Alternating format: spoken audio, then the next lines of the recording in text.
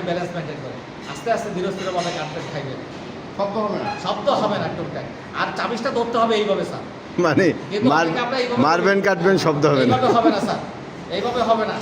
এই যে চাবিজটা এইভাবে হবে, এটা কিন্তু যেহেতু আমরা অফিসার স্যার, আমাদের এগুলো একটু চেষ্টা করে শিখতে হবে। হ্যাঁ, আর স্যার আমরা ওই যে ডাইনিংয়ে দুটো শব্দ ব্যবহার করবো না।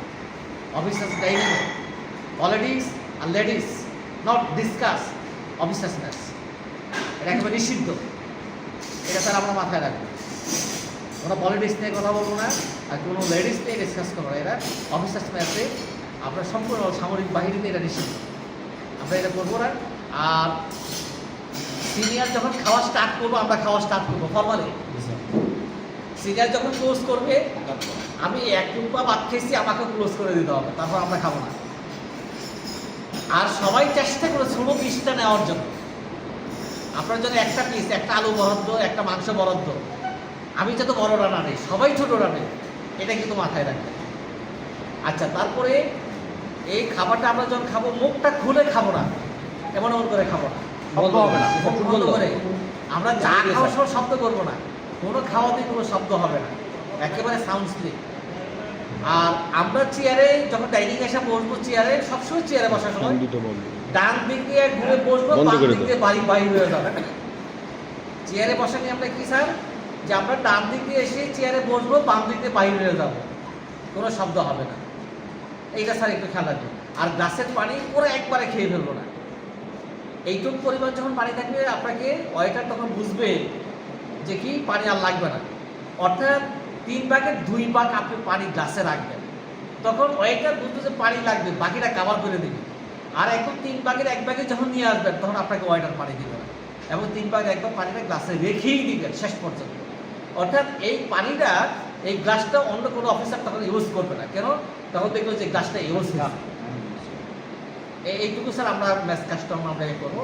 আর অফিসার মেসে আমরা যখন ঢুকবো, এটা আমাদের একেবারে কোরআন হাদিস সন্ন্যার মধ্যে সালাম দিয়ে, আসসালামু আলাইকুম স্যার, কেউ থাকুক মনে না থাক, এটা আমরা প্র্যাকটিস করবো।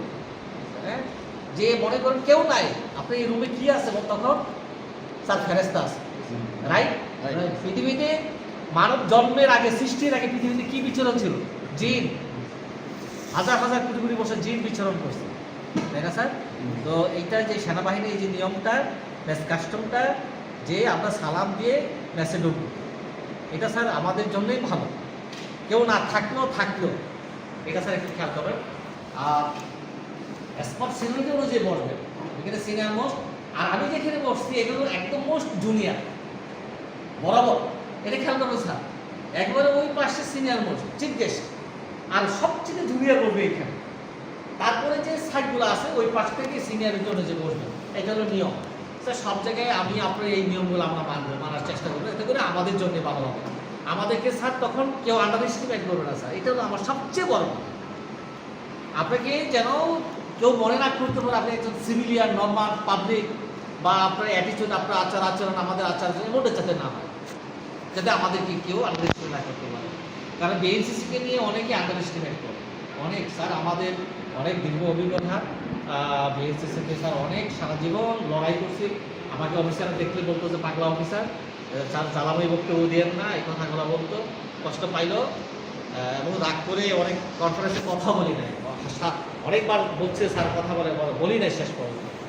হ্যাঁ, কারণ এখনও স্যার ভিতরে, স্যার 16 বছর হয়েছে। আরেকটা বিষয় না, 16 সালে আমাদের একটা পাস হয়েছে, তাই না?